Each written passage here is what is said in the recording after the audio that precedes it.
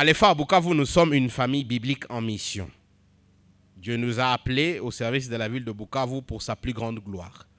Au travers de la Bible, sous la puissance du Saint-Esprit et une vie en communauté, la lumière de l'évangile de Jésus-Christ resplendira dans nos vies, conduisant ainsi à la transformation de notre ville. Tel est ce que nous pensons être la vision, la forme que notre assemblée prendra. Tel est ce que nous pensons être, ce à quoi Dieu nous appelle à être dans notre génération. Cette nouvelle série que nous commençons aujourd'hui a l'intention de nous rappeler, à nous tous, qui nous sommes. Vous savez, quand vous apprenez une nouvelle langue, parmi les premières choses qu'on vous apprend, c'est de dire bonjour, mais c'est aussi de vous présenter. Et donc, pour ceux qui ont fait le English for Africa, on vous dit, what is your name? Good morning. Who are you? J'ai une petite fille qui étudie à l'école, soi-disant bilingue, et j'aimais la provoquer toujours et lui dire, who are you? Et elle ne savait pas parce que tout ce qu'on leur disait, c'est what is your name? Mais c'est important de savoir qui on est. Parce que quand on comprend notre identité, ça nous permet aussi de nous positionner par rapport au monde, par rapport à ce que Dieu attend de nous. Et en tant qu'Église, nous disons dans notre vision, nous sommes une famille de Dieu.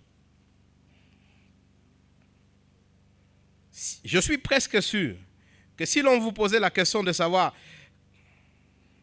quand on parle d'église, quelle est l'image qui vous vient en tête?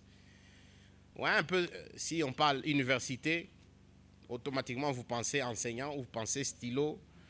Si on parle marché, automatiquement vous pensez, je ne sais pas, argent. Et si on dit église, quelle est la chose qui vous vient en tête? Quelle est l'image qui vous vient en tête? Je suis presque sûr que nous tous ici, on ne pense pas famille. On peut peut-être penser police, parquet, juge, mais on ne pense pas famille. Et pourtant, quand vous lisez la Bible, du début jusqu'à la fin, une des notions qui revient encore et encore pour définir le peuple de Dieu, c'est ce que nous voyons Paul le dire au verset 19 du passage qui a été lu, Ephésiens 2, verset 19. Ainsi donc, vous n'êtes plus des étrangers, ni des gens du dehors, mais vous êtes co-citoyens des saints, gens de la maison de Dieu. La Bible insiste que les gens, c'est vrai, ils sont sauvés individuellement. Ce salut est individuel. Mais ces gens que Dieu sauve individuellement, ils passent par un processus qu'on appelle un processus d'adoption. Venez avec moi dans Jean chapitre 1, on va le lire. Et ce processus d'adoption vous donne le droit de devenir enfant de Dieu. Mais mieux, vous n'êtes pas le fils unique ou la fille unique de Dieu. Vous rejoignez un autre groupe d'enfants de Dieu et donc vous faites partie d'une famille. Jean chapitre 1, verset 12. Je commence au verset 11. Il dit elle, c'est-à-dire la parole qui représente Jésus. Elle est venue chez les siens et les siens ne l'ont point reçue. Mais à tous ceux qui l'ont reçu, à ceux qui croient en son nom, elle a donné le pouvoir de devenir enfants de Dieu. Lesquels sont nés, non du sang, ni de la volonté de la chair, ni de la volonté de l'homme, mais de Dieu.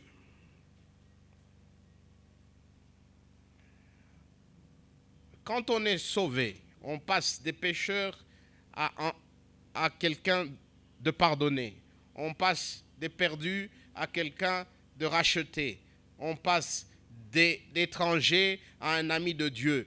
Il y a quelque chose de plus, c'est le principe de l'adoption. On devient enfant de Dieu. On est déclaré enfant de Dieu. Devant le monde entier, Dieu se lève et dit, voilà, celui-là, c'est mon enfant. Celui-là, c'est ma fille. Celui-là, c'est mon fils. Est-ce que c'est un enfant de sang? Parce que vous pouvez avoir des enfants de sang. Non, c'est un enfant adopté par la volonté de Dieu. C'est Dieu qui décide et qui dit d'une manière surnaturelle, celui-là devient mon enfant. Il rejoint ma famille. Né de nouveau. Allons dans 1 Jean. 1 Jean, chapitre 1er. Non, chapitre 3, pardon. Le premier épître de Jean, chapitre 3. Je ne sais pas c'est quelle page parce que j'ai une autre version. Voici ce que 1 Jean dit. Voyez quel amour le Père nous a témoigné pour que nous soyons appelés enfants de Dieu. Et nous le sommes.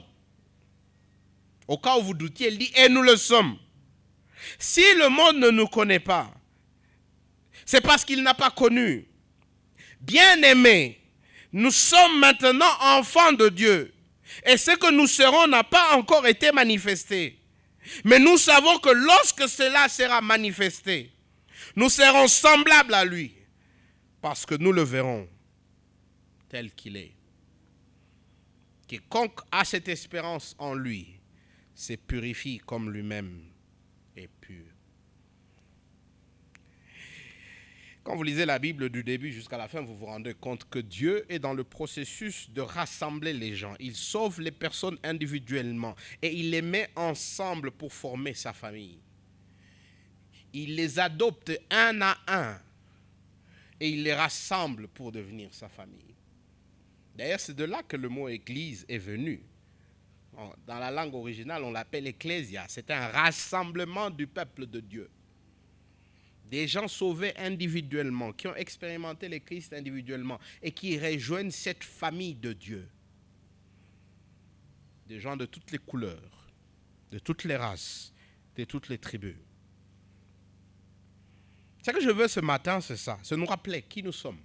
Nous sommes des enfants de Dieu, membres de la famille de Dieu. Nous faisons partie de la famille de Dieu. Nous sommes individuellement adoptés dans la famille de Dieu. Nous sommes collectivement cette famille de Dieu. Et c'est important pour que l'Église se souvienne de cela. D'abord que l'Église sache qu'elle est la famille de Dieu. Et que dans cette famille, vous n'êtes pas le seul enfant. Il y a beaucoup d'autres enfants qui ne vous ressemblent pas, qui sont différents de vous, qui sont d'autres tribus, qui ont des niveaux sociaux différents, des niveaux d'éducation différents, mais qui sont néanmoins des enfants de Dieu.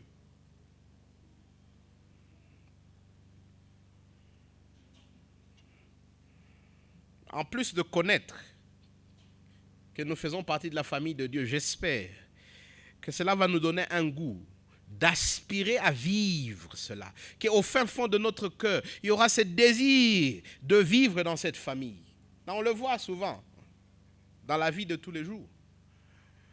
Un monsieur est allé, je ne sais pas, quelque part pour creuser de l'or et il a rencontré une femme là-bas, ils ont fait un enfant, il est parti. Cet enfant, il a un désir de savoir où est son père. Et il veut toujours savoir où est sa famille. Et cet enfant, un jour, va quitter là-bas pour venir dire, je veux aussi voir les miens. Et j'espère qu'il y aura en vous cette aspiration de dire, je veux vivre avec les miens. Je veux faire partie de cette famille. Mieux, j'espère qu'à la fin de cette discussion, vous allez aussi vous poser la question de savoir comment, pratiquement, je démontre que j'appartiens à la famille de Dieu. Qu'est-ce que ça veut dire du jour au jour? Qu'est-ce que ça veut dire en termes de comment j'utilise mon temps, mon argent, mes talents? Qu'est-ce que ça veut dire en termes de mes priorités dans la vie? Qu'est-ce que ça veut dire en termes de comment je me comporte avec la personne qui est à côté de moi, dans la cellule ou ici? Le passage que nous avons a deux parties et c'est important de les comprendre avant qu'on ne revienne aux applications. Donc mon premier point, ce sera éloigné de Dieu, l'état de l'homme en dehors de Christ. Mon deuxième point sera gens de la maison de Dieu, le statut des enfants de Dieu. Et 3, une famille de Dieu en termes d'application. Donc éloigné de Dieu, gens de la maison de Dieu, une famille de Dieu. Le verset 11 à 13, Paul nous explique qu'est-ce qui se passe avant que l'on devienne enfant de Dieu. Et il dit, nous sommes éloignés de Dieu, étrangers. Nous ne faisons pas partie de la famille de Dieu. Verset 11, lisez avec moi. Éphésiens chapitre 2, verset 11. C'est pourquoi vous, autrefois païens dans la chair, appelés incirconcis par ceux qu'on appelle circoncis, qui le sont en la chair par la main de l'homme. Souvenez-vous que vous étiez en ces temps-là, sans Christ, privés du droit des cités en Israël, étrangers aux alliances de la promesse, sans espérance et sans Dieu dans le monde.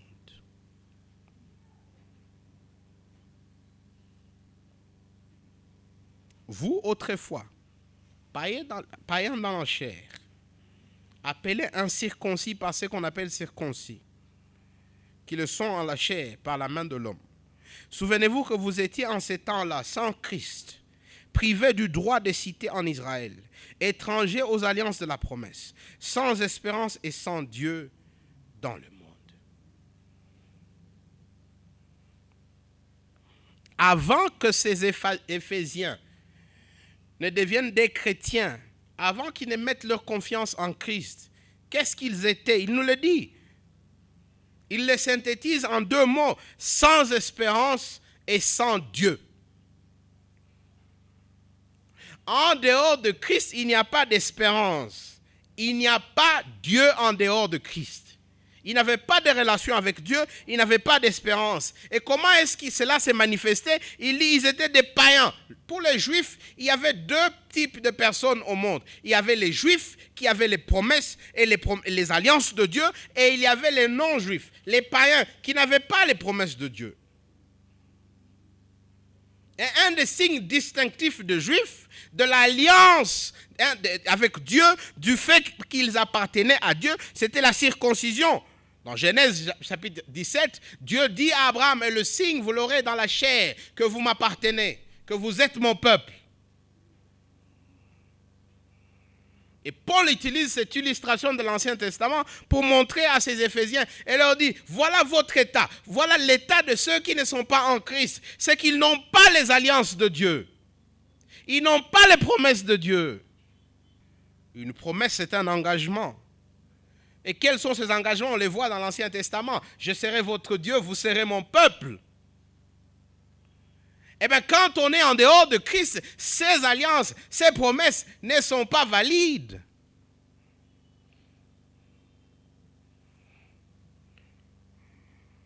Laissez-moi préciser ici qu'on peut être dans l'Église et ne pas faire partie du peuple de Dieu.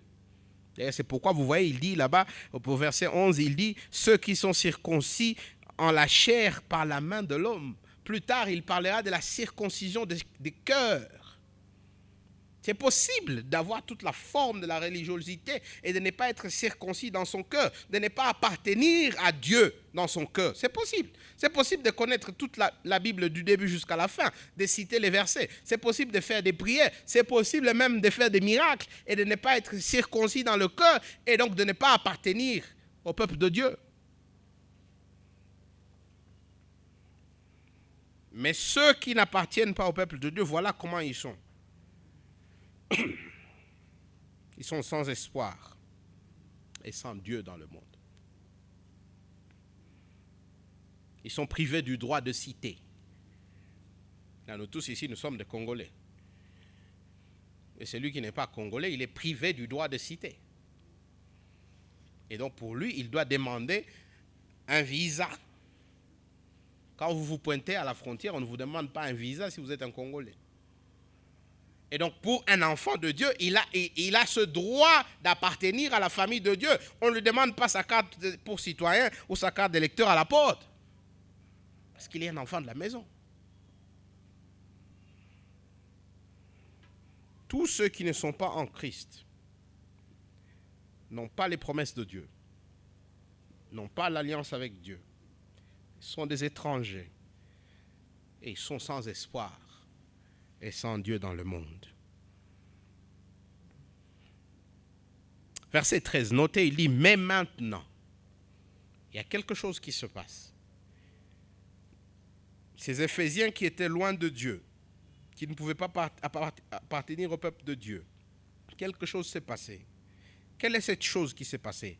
Mais maintenant, en Jésus-Christ, vous qui étiez jadis éloignés, vous avez été rapprochés par le sang de Christ. Le mot clé ici, c'est par le sang de Christ. C'est-à-dire à la croix, quand Jésus meurt sur cette croix, quand Jésus ressuscite le troisième jour, il y a quelque chose qui change dans le statut de ceux qui n'étaient pas enfants de Dieu. Et quelles sont ces choses qui changent? Et ça, c'est notre deuxième point. On va le voir à partir du verset 13 jusqu'au verset 22. Il y a un certain nombre de choses qui changent à cause de la mort et de la résurrection de Jésus. La première des choses, c'est qu'il dit, verset 13, « Vous qui étiez jadis éloignés, vous avez été rapprochés. » Ils étaient loin de Dieu et ils ont été amenés près de Dieu. Pourquoi est-ce qu'ils étaient loin de Dieu? Verset 14. « Car il est notre paix, lui qui des deux n'en a fait qu'un, qui a renversé le mur de séparation, le mur d'inimitié, et a anéanti par sa chair la loi des ordonnances dans ses prescriptions, afin de créer en lui-même avec les deux un seul homme nouveau, en établissant la paix. Et de les réconcilier l'un et l'autre en un seul corps avec Dieu par la croix, en détruisant par elle l'inimitié. » Au fait, qu'est-ce qu'il est en train de dire? C'est qu'entre les Juifs et les païens, il n'y avait pas seulement un vide, il y avait aussi l'inimitié. Cette inimitié entre les Juifs et les païens était une illustration, un reflet de l'inimitié qu'il y avait entre les hommes et Dieu. C'est-à-dire la séparation horizontale était la résultante d'une séparation verticale. Puisque les hommes n'étaient pas en bonne relation avec Dieu, ils ne pouvaient pas être en bonne relation avec eux-mêmes. Et quand sur cette croix, Jésus est mort, il a rétabli la relation entre lui et Dieu, entre l'homme et Dieu, et automatiquement il a rétabli la relation entre les hommes et eux-mêmes. C'est intéressant, parce que si vous regardez la croix, ou du moins la croix telle que nous la présentons, elle a un sens vertical, un sens horizontal. Le vertical, c'est qu'automatiquement, il n'y a plus d'inimitié entre Dieu et les hommes. Et vous vous souviendrez, quand Jésus meurt, le rideau qui séparait les saints des saints, c'est-à-dire dans le temple, il y avait un endroit qu'on appelait le Saint des Saints, et personne n'y entrait, sauf le grand prêtre, une fois par an. C'était un rappel du péché des humains. Et quand le grand prêtre y entrait, il devait passer par un rituel de plus de 7 jours de purification. Et pire, on lui accrochait une corde au pied et une sorte comment vous appelez ça, de cloche sur ses hanches. Parce que les gens qui étaient dehors là-bas, ils devaient savoir est-ce qu'il est encore en vie ou pas. Et s'il est entré là-bas et il y avait un tout petit peu de pureté dans sa vie, il était frappé par Dieu et il en mourait. Et personne ne pouvait entrer pour le chercher. On tirait une corde pour le sortir. Le Saint de Saints, c'était un rappel qu'il y avait un Dieu saint au milieu d'un peuple pécheur. Et quand Jésus est mort, vous vous souvenez, qu'est-ce qui s'est passé? Le rideau qui séparait les saints des saints des autres endroits du temple s'est détruit en deux. Non, quand la Bible dit le rideau qui séparait les saints des saints s'est déchiré en deux, non, nous tous on pense que c'est un rideau aussi simple que nos rideaux que nous avons ici. C'était un rideau qui avait peut-être 3-4 mètres de largeur. Vous lisez dans l'Ancien Testament quand on est en train de donner des instructions sur la construction de ce rideau qui doit séparer les saints des saints, c'était épais. Et qui l'a détruit? Dieu l'a séparé. C'est-à-dire que l'homme pouvait maintenant accéder à Dieu sur base de ses propres sacrifices. Non, vous voyez le verset un peu plus tôt. Il dit, c'est par la grâce que vous avez été sauvés. Versets 5, 6 et 7 et 8. Éphésiens 2. Et non pas par vos œuvres, mais par ce que Jésus a fait à la croix, afin que personne ne se glorifie. Maintenant, les humains peuvent accéder à Dieu. Maintenant, les humains peuvent être adoptés dans la famille de Dieu à cause de ce que Jésus a fait. Il les a rapprochés. Il a rapproché l'homme de Dieu. Mais il va plus loin. Il dit, ça ne suffit pas que l'homme soit rapproché de Dieu. Mais l'homme aussi est maintenant rapproché de l'autre. Maintenant, les juifs et les non-juifs peuvent se mettre ensemble. Maintenant, telle tribu et telle tribu peuvent se mettre ensemble. Et quel est le lien unificateur? Quel est le lien, le dénominateur commun? C'est le Christ. C'est puisqu'ils sont en bonne relation verticale avec Dieu qu'ils peuvent avoir une bonne relation horizontale avec les autres. C'est puisqu'ils sont pardonnés et réconciliés avec Dieu qu'ils peuvent être réconciliés l'un et l'autre. Verset 18, car par lui nous avons les uns et les autres accès au Père dans le même esprit.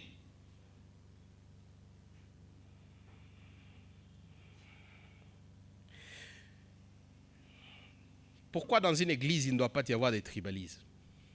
Pourquoi dans une église il ne doit pas y avoir de racisme? Pourquoi dans une église il ne doit pas y avoir de discrimination? Parce que les discriminations sont des reflets de la séparation de l'homme avec Dieu. Et l'église est l'endroit où on démontre la réparation qui existe, la réconciliation entre l'homme et Dieu. Et donc l'église est le seul endroit où vous êtes supposé trouver les gens de toutes les couleurs, de toutes les races, de toutes les tribus, ensemble, unis à cause de leur relation avec Dieu. J'ai entendu un aîné une fois qui parlait et qui disait, il y a 2 endroits où vous rencontrez des gens de toutes les couleurs, de toutes les races, de toutes les tribus ensemble. Je crois qu'il y en a 3 maintenant, si j'y pense. Mais lui, il avait dit 2. La prison, c'est ce qu'il lui avait dit, la prison et l'église. La différence entre la prison et l'église, c'est que les prisonniers n'ont pas le choix. Donc là, en prison, là, on ne va pas dire, et ça c'est le coin des Bachi, ça c'est le coin des Barega, ça c'est le coin des Bakassai, ça c'est le coin des Blancs. Vous êtes tous là mêlés ensemble, vous êtes des prisonniers, c'est fini. Vous n'avez pas le choix. Mais à l'église, nous y sommes de toutes les couleurs, de toutes les tribus, parce que nous appartenons à un même Père. Parce que nous avons tous accès au même Père par l'Esprit. Parce que la réconciliation verticale nous aide à avoir cette réconciliation horizontale. Là, comme je vous ai dit, quand j'y pense, je pense aussi à l'hôpital. C'est là où vous rencontrez toutes les tribus. Et tout le monde est malade. Ils ont un point commun, ils sont tous malades. Venez avec moi dans Apocalypse chapitre 7, verset 9. Apocalypse chapitre 7, verset 9. Là, beaucoup de gens ont peur du livre d'Apocalypse, mais pourtant c'est un bon livre qui nous parle un tout petit peu de ce que sera l'avenir. Et il y a plusieurs endroits où il revient sur cette notion, mais je veux vous donner une image de à quoi le ciel ressemblera. Et l'église est supposée être un petit goût, un avant-goût. Là, si vous êtes comme moi, de temps en temps, vous achetez des arachides de ces petits qui circulent là, vous achetez des arachides, et généralement vous commencez par dire « Nyon, je crois ». Et ils vous donnent, les petits sont devenus des spécialistes là, ils vous donnent deux petites graines, vous dites, mais comment, 2 graines comment? Et l'église est supposée être ça, un avant-goût du ciel. Chapitre 7, verset 9. Après cela, Jean a une vision. Dieu lui montre ce qui va venir. Et voici ce qu'il dit. Après cela, je regarde, et voici, il y avait une grande foule que personne ne pouvait compter. De toute nation, de toute tribu, de tout peuple, de toute langue. Ils se tenaient devant le trône et devant l'agneau, revêtus de robes blanches et des palmes dans leurs mains. Et ils criaient d'une voix forte en disant, « Le salut est à notre Dieu qui est assis sur le trône et à l'agneau. » Imaginez un peu à quoi ça ressemblerait. Les Japonais, les Chinois, les Indiens, les Coréens. Imaginez toutes ces tribus que vous ne connaissez même pas. Tous assis autour du trône de Dieu. Et tous chantent un même hymne national. Le salut est à notre Dieu. Et ils n'ont qu'une seule hymne national. Le Christ.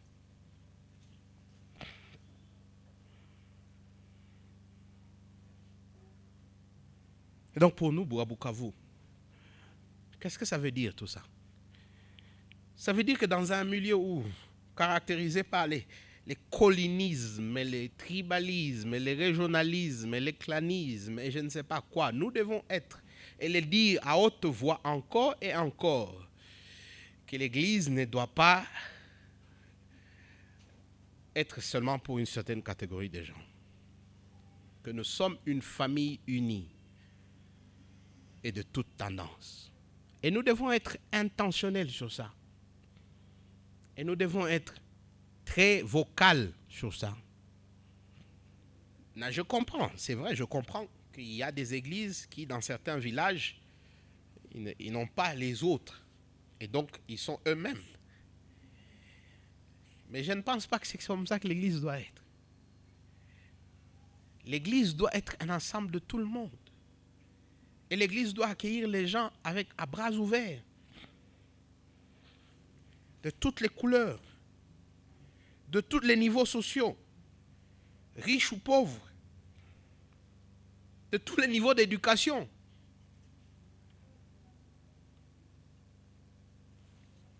Parce que si l'église perd ses sens de famille, elle perd son identité. Elle perd son identité.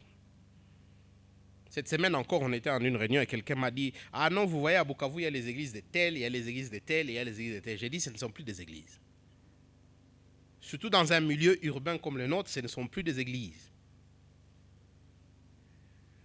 Parce que Christ, en mourant, a réconcilié les hommes verticalement avec Dieu. Et les hommes doivent maintenant vivre cette réconciliation horizontalement.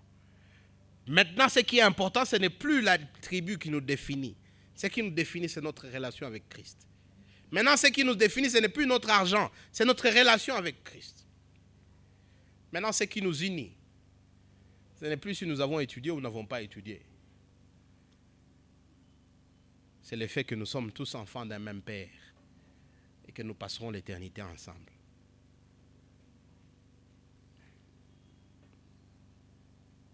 C'est une famille diverse. Il y aura des gens de différentes cultures, différentes éducations. Ça veut dire aussi qu'on va se marcher sur les pieds, n'est-ce pas? Ça veut dire qu'il y aura des gens qui vont faire des choses qui vont vous choquer parce que vous n'êtes pas habitué à ça. Parce que ça ne fait pas partie de votre culture. Parce que ça ne fait pas partie de votre éducation. Et donc, puisque nous accédons dans cette famille par grâce, nous sommes aussi appelés à faire quoi? À étendre la grâce aux autres. Ils vont faire des choses que vous ne comprenez pas. Vous n'êtes même pas habitué à ça. Mais qu'est-ce que vous faites? Vous étendez aussi cette grâce aux autres. De la même façon que nous avons reçu cette faveur imméritée. C'est ça qui fait de nous des enfants de Dieu. C'est de la même façon que nous traitons les frères et sœurs en Christ autour de nous avec cette même faveur imméritée. Plein de pardon, plein d'amour.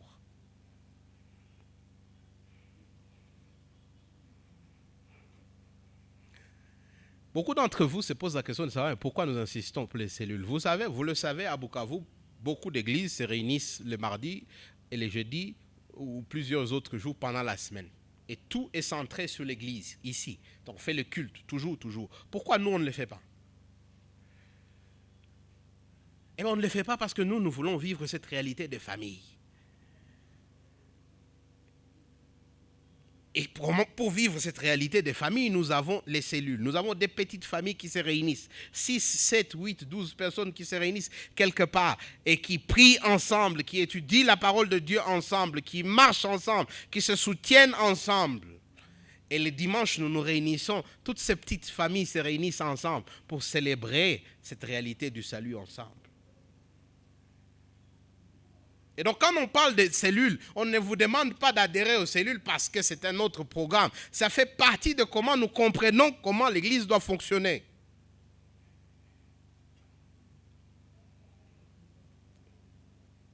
Et puisqu'elle est une famille, chacun doit trouver sa place, chacun doit servir. Et c'est difficile dans un groupe large comme celui-ci de trouver sa place de servir. Et donc dans des petits groupes, c'est plus facile de se sentir à l'aise. C'est plus facile de porter les fardeaux des uns des autres, de prier pour les uns les autres. C'est essentiel pour nous. Et donc les cellules, ce ne sont pas des pertes de temps. Ça fait partie de qui nous sommes. Et dans ces cellules, vous n'y allez pas en consommateur. Vous y allez en participant. Vous êtes membre de la famille. Vous participez aussi. Vous n'allez pas là-bas attendre qu'on vous donne. Vous donnez aussi. Vous n'allez pas attendre qu'on vous bénisse. Vous bénissez aussi. Pourquoi? Parce que vous êtes membre de la famille.